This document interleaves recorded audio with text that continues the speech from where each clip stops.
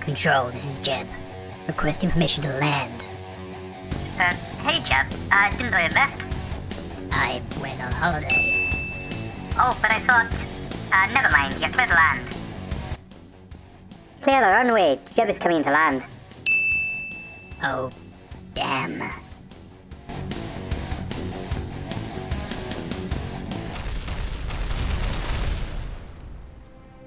No, Jeb!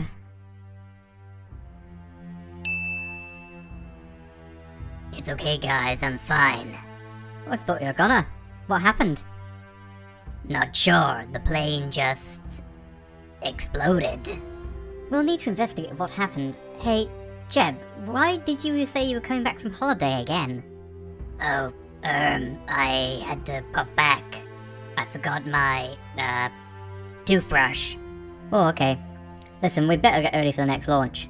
They won't piece together what happened here for a while. Hello, I'm EnterElysium, and this week in Kerbal Origins we are going to Jool! Why Jool, you say? Well, recently Kerbal studying Jool have found evidence of water and oxygen on some of its satellites.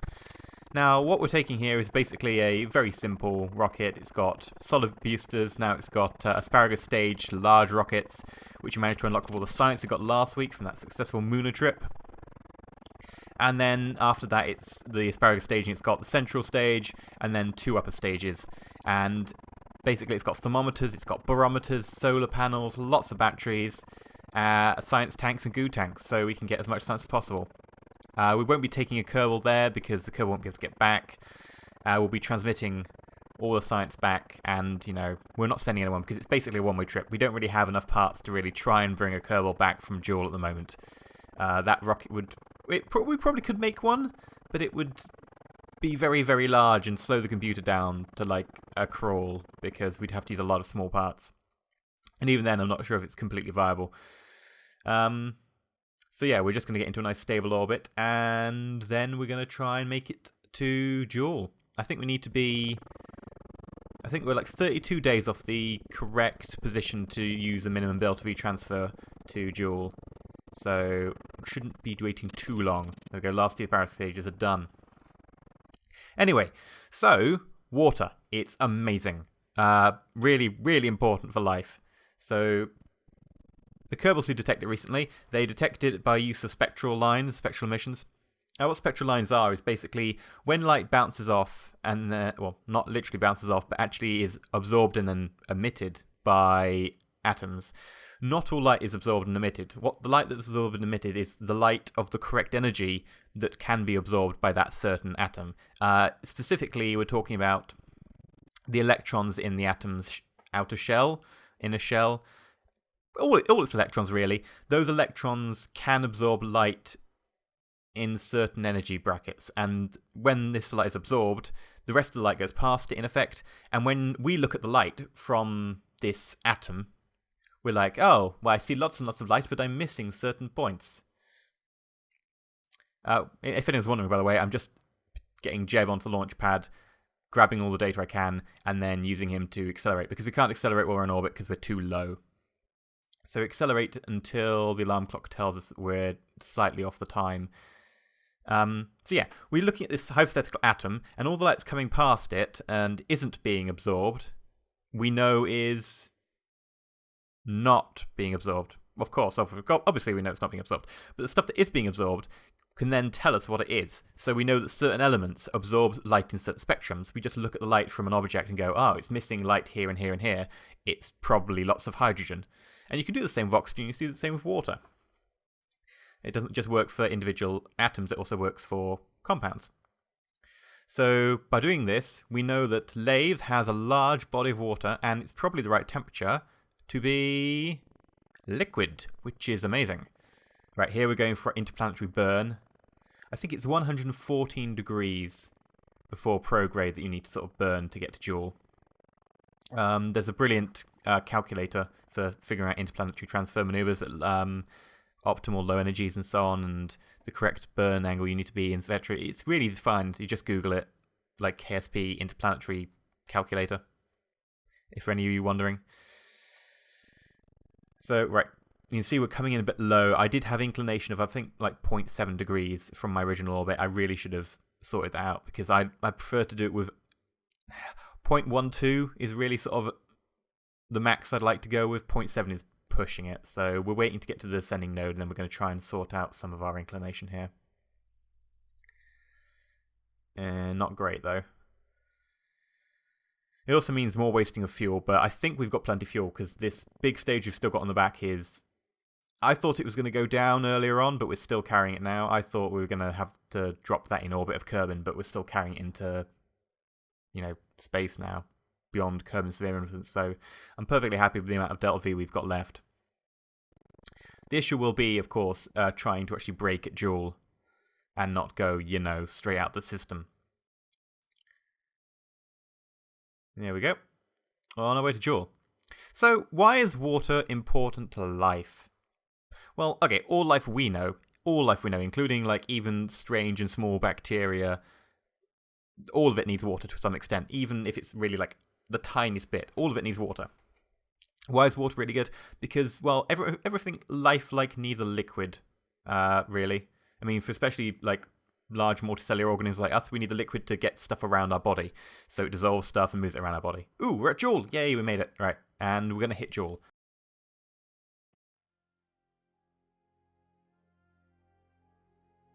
I've altered it enough. We're going to be fine.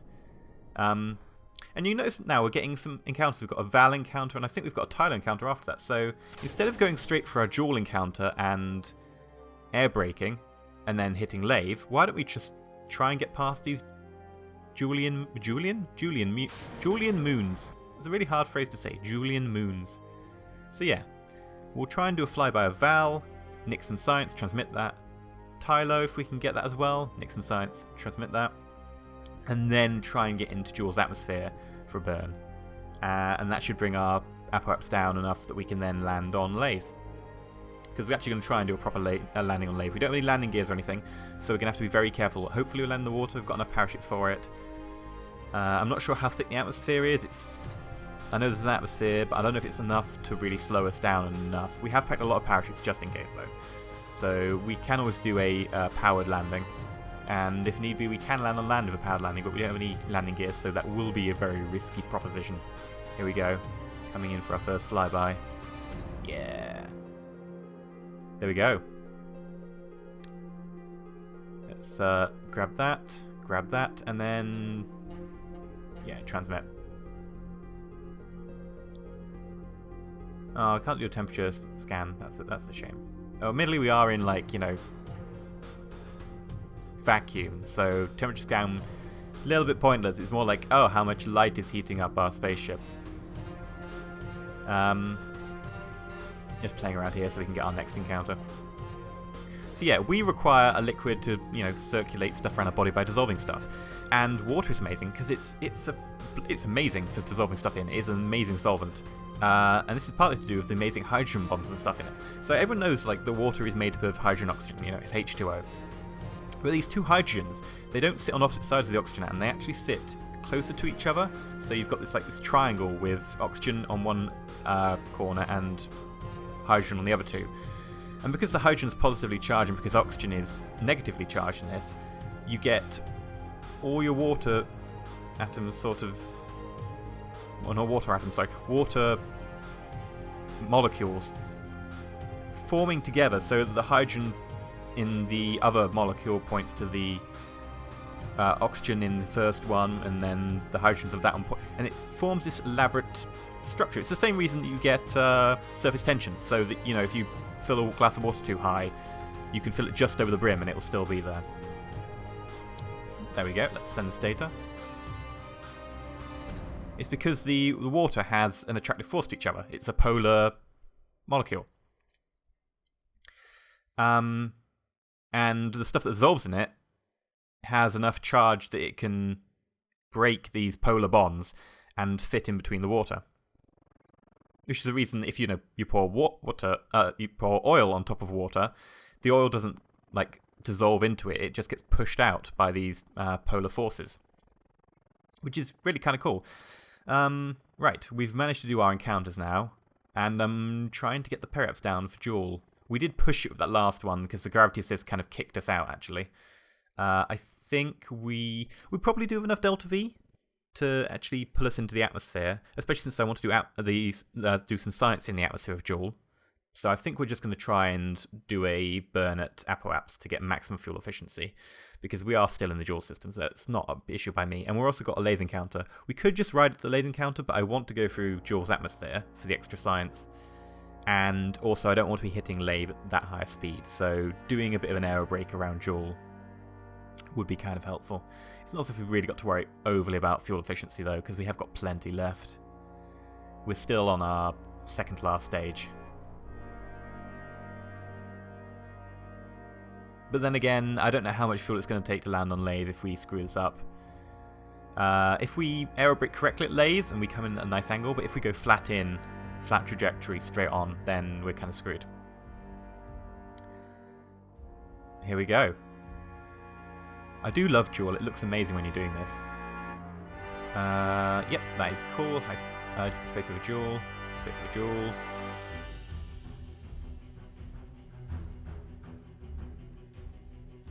Send it all, and then collapse the solar panels. Because we're going to go in for an aerobrake, you don't really want to leave the solar panels open. So yeah, water is also amazing in that ice floats. I mean, I know this seems like, well, yeah, ice floats, dude. Where have you been for the last, ever? But, like, solid liquids should sink. They should be denser. They should sink. They shouldn't float. But the reason it floats is because as water gets cold, it sort of forms this structure that's very rigid and orderly, and actually expands because of these polar bonds between, like, the hydrogen and the oxygens. Ooh. Yeah, I'm getting...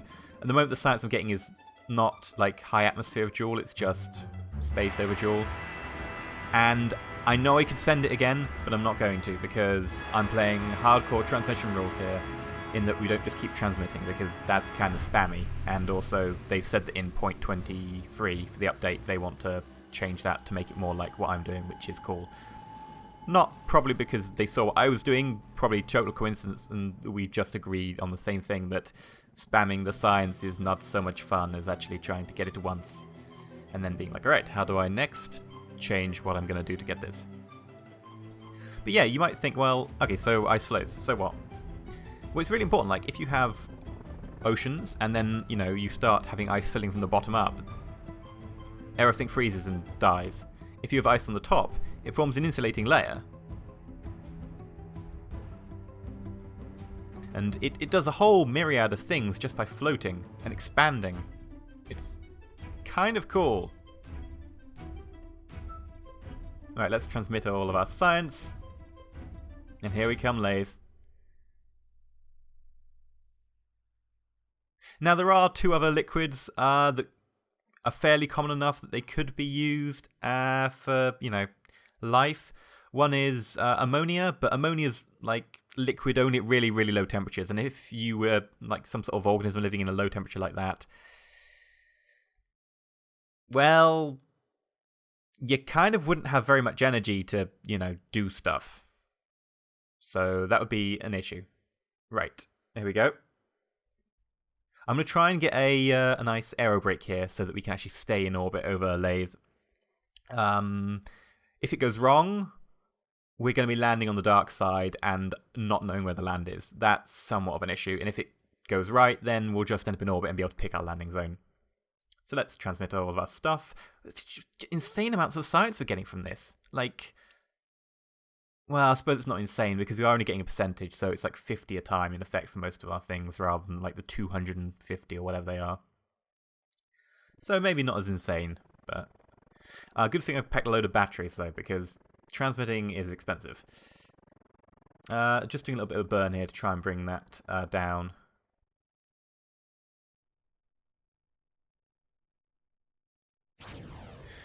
So yeah, if you had ammonia, you'd be in a very cold environment to keep it liquid, and nah. The other one is formamide, which would work, but it's a bit more complicated than water. So water is probably a very good contender for most life to exist in any sort of form as we understand it.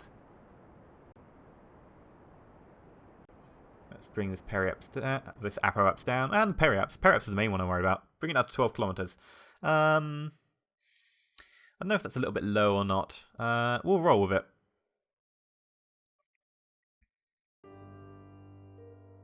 I cannot see a thing on this side of Laythe. You'd think that, you know, Jool would reflect plenty of light to us, but...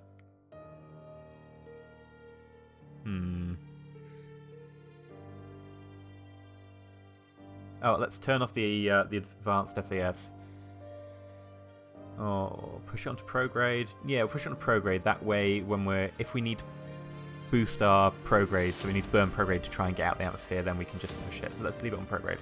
And any new science? Yeah. Ooh, what's the barometer say?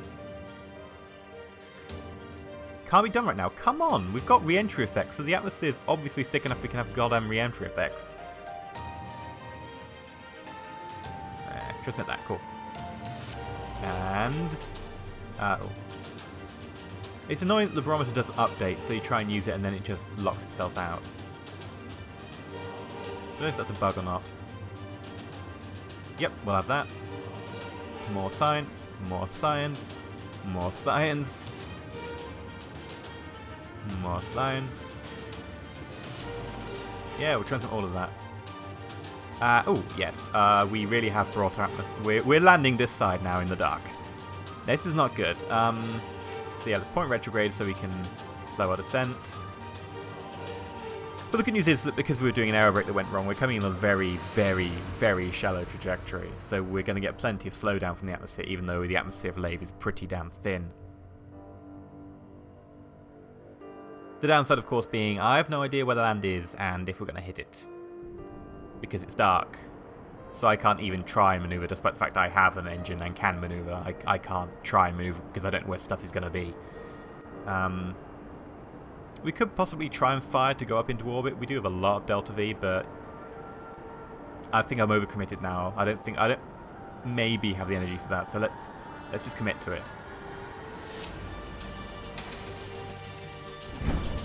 Push the parachutes. Even at this altitude, I think we have enough. Like, we'd slowed our speed down to like 200 meters per second. Oh, that's a beautiful shot. Look at that.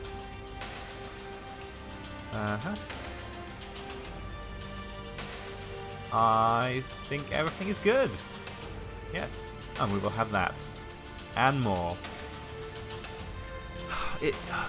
Like, I'm looking at the science and going, yeah, I know we're sending back loads of really good science, but wouldn't this be so good if we were actually taking it back? We get so much more science from taking this stuff back.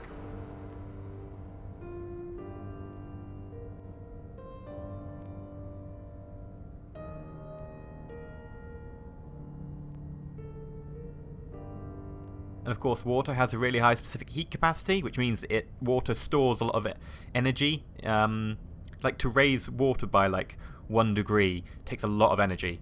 Like, if you've ever had like your kettle boiling and been like, wow, this is taking ages, your kettle is like one of the most powerful appliances in your house that you plug into a wall socket. Your computer is like generally like 300 watts. Your kettle is like 3,000 watts. Well, maybe that's a really good kettle, but you get my point. Your kettle is like about 8 times more powerful than your PC in terms of, you know, sheer electricity use, because water is so goddamn difficult to heat up. Which means it's great for, you know, using to cool yourself down, etc., because you can use it to, you know, evaporate your sweat. Water has a lot of amazing uses. And, you know, chemically it's interesting, and it's so good for biological stuff. Oh, that's a beautiful shot. Beautiful. I hope I don't crash into the ground while I'm looking at this, because, you know, this looks nice. Crashing into the ground would spoil it. It would spoil it a lot. Aww. I do love the Jool system. The Jool system looks pretty. Probably do have a little bit more reflected light. And possibly some sort of atmosphere shader for Laythe, but here we go. We're about to... Nothing got destroyed? Oh, we're going sideways. We're going sideways. Oh, that was... Oh, bounce. I think we're intact. Yay! Which means we can do one final science. Let's grab that. Wow. 100. That's a lot of science. That's less science, but still good.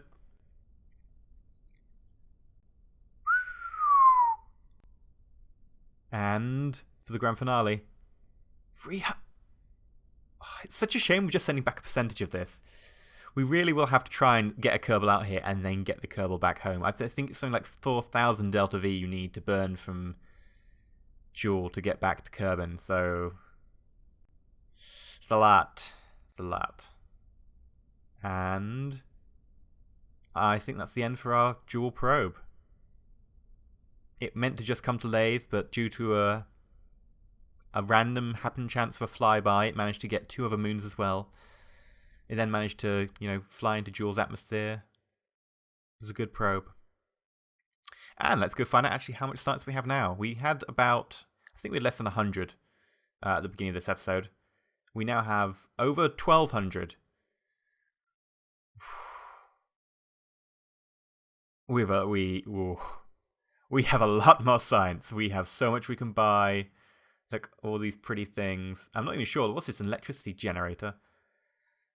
Ooh, this is magical. I don't even know what electricity generator really like. I know it generates electricity. I don't know really what it does to do it. I have to experiment with that. What are the other things? Ooh, bigger things, monopropellant. Yeah, a lot of these are actually pretty boring. Like, I really want that nuclear one, but I think we need to unlock it with some of the other ones. The docking we want. Anyway, I've been EnterElysium, and stay shiny.